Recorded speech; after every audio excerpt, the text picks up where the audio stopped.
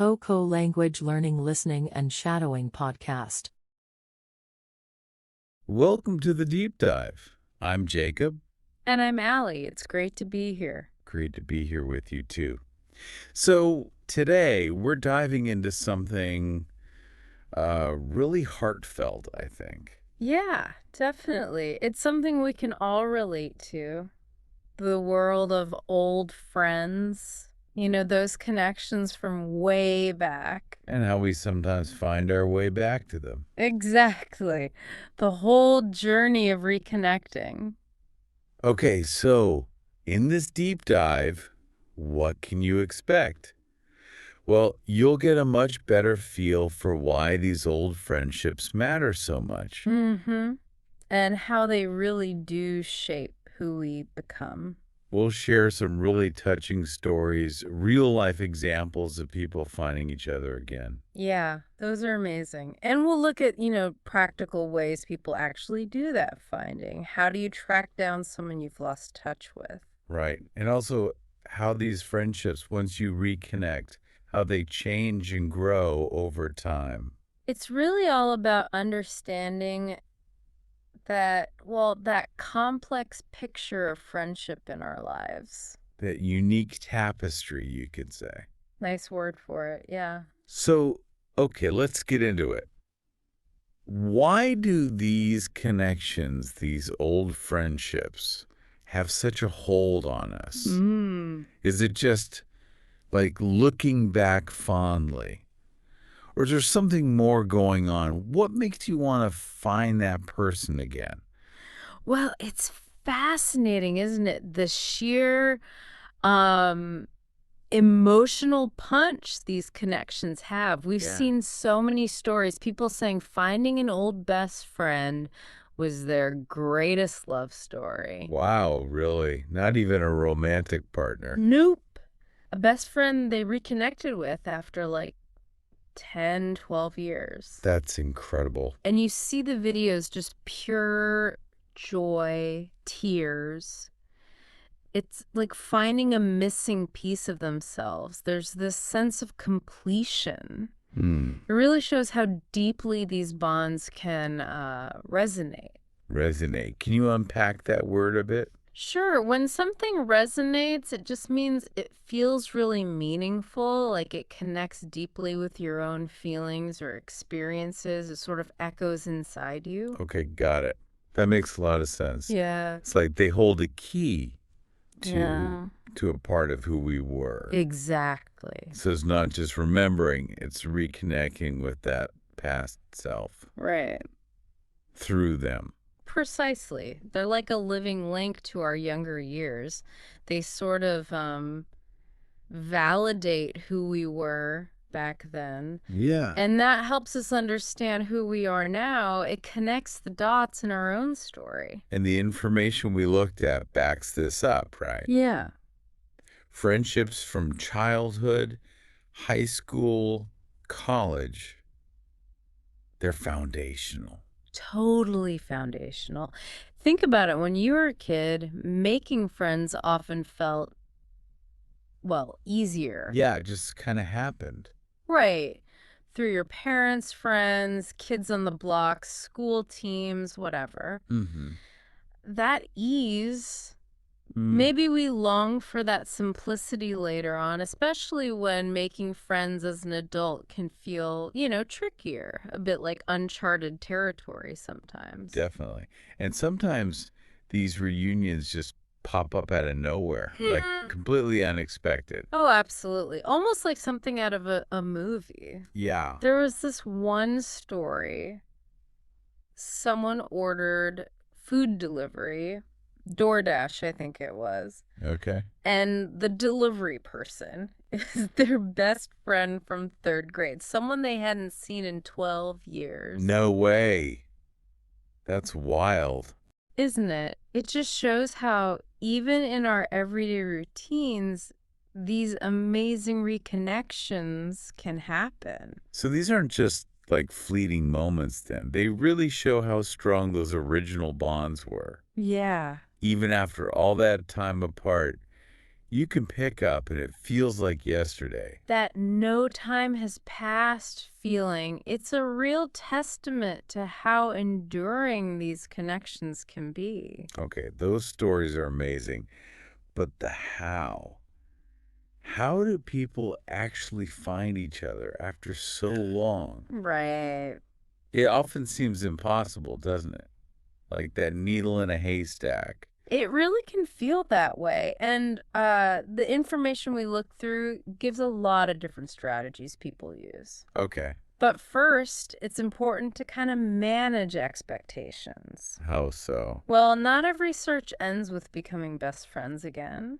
Sometimes it doesn't work out or the person doesn't want to reconnect, and that's okay. Right.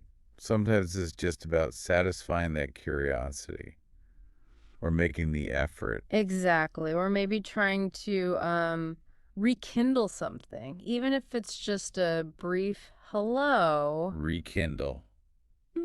Like bringing a fire back to life. Yeah, that's a great way to put it. Making something active again, like a feeling or a relationship that's gone quiet.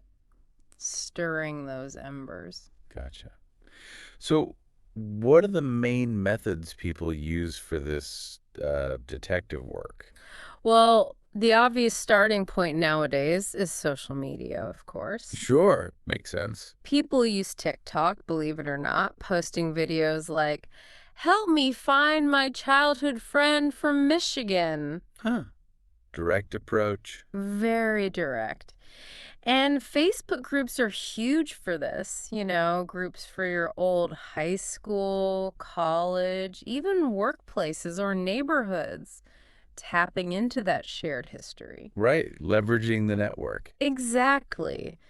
LinkedIn is better for professional ties, old colleagues maybe. You can filter by company or school. Mm-hmm. Twitter can work if the person has unique interests. And even Instagram, checking mutual friends' stories for clues about where someone might be now. Well, what if the person isn't really on social media? Or maybe they've moved a bunch. Okay, yeah, then you have to dig a bit deeper. It gets more like actual detective work. Like what? Well, there are people search websites like White Pages or People Finder. They pull together public records, addresses, phone numbers, that kind of thing. Right. And public records themselves, court documents, property deeds, business registrations. Sometimes those can give you a current location. Interesting. Alumni directories from schools can be absolute gold mines, especially for college friends. A lot of those are online now, too. Ah, good tip. And professional groups, industry conferences, sometimes they have directories. Even local stuff, local business websites, newspapers for wedding announcements, things like that. So you're really piecing together little fragments of information. Totally. It's like a puzzle. You might use an old address to check property records or search their name with an old phone number to see what pops up online. Wow. You can even use things like the Wayback Machine to look at old archived websites, maybe find an old MySpace profile. Takes you back. Right. The trick is to use the most unique bits of info you remember about them. It feels very digital, this searching. But the impulse behind it, finding that person, that's deeply human, isn't it? That need for connection, for closure, maybe hoping the past holds something for the future. So true. Okay, so you do all this work, you find the person, but that's really just the beginning, isn't it? Oh, absolutely. Step one. Because, like the information says, reconnecting isn't just the search. It's navigating what comes after. The human stuff. Yeah, the delicate part. How have things changed? How do you manage your own hopes for what it might be? Right. People change, lives change, Mm. It doesn't always lead back to a close friendship. Exactly. And sometimes people they prefer to leave the past in the past. You have to be prepared for that possibility and respect it. That must be tough. It can be. There was one story about someone reconnecting with a friend who'd become a Jehovah's Witness. Their lives were just on completely different tracks. You have to navigate those differences. That's a big shift. But then you also hear about new friendships forming later in life that become just as important, right? Oh, for sure. Or old friendships morphing into something different, something new. Yeah.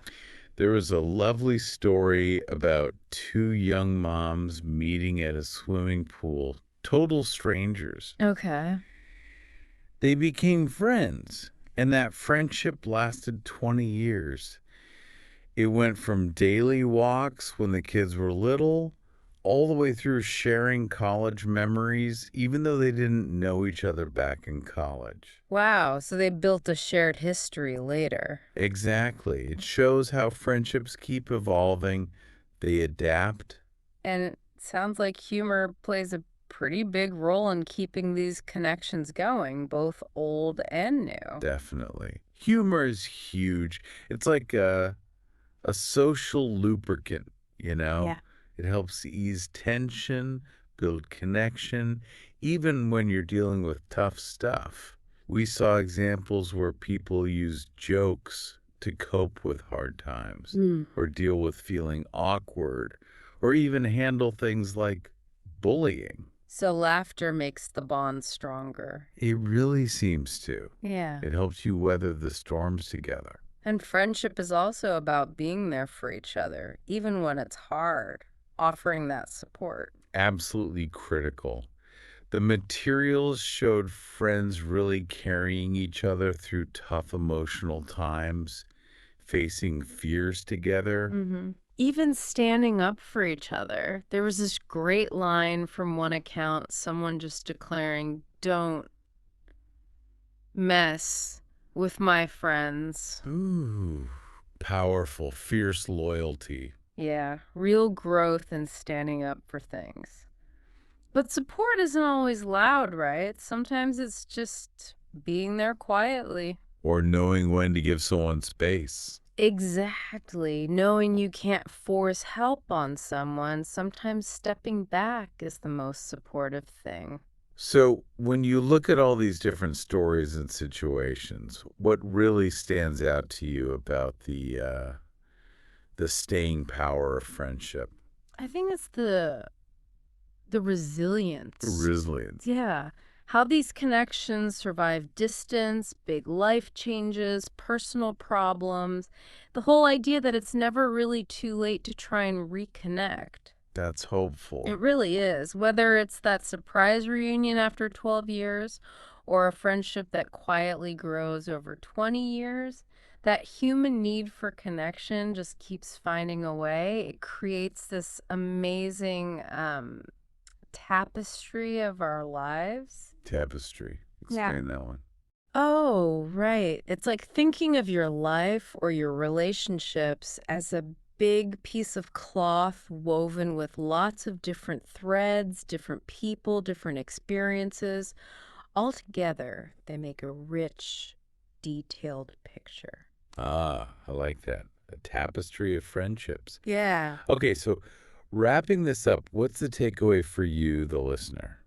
I think it's that these threads of friendship, especially the old ones, are really, really strong. They are? And reaching back, reconnecting, it can bring so much joy, maybe unexpected insights, and just a deeper sense of your own life's path. It really can. You know, diving into this reminds us that life keeps changing constantly.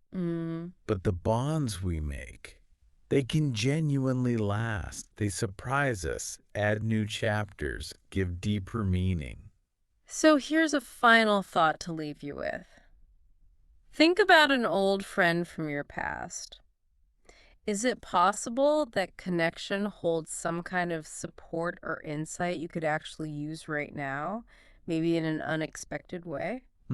Interesting question. And if so, what's one small, realistic thing you can maybe do today just to explore that? No pressure, just explore. We really hope you enjoyed this deep dive with us. Yeah, we did. And hey, if you liked it, please subscribe, give us a like, maybe share it. It honestly helps us keep making these deep dives, and it really motivates us to bring you more of these conversations. Thanks for listening. Thanks, everyone.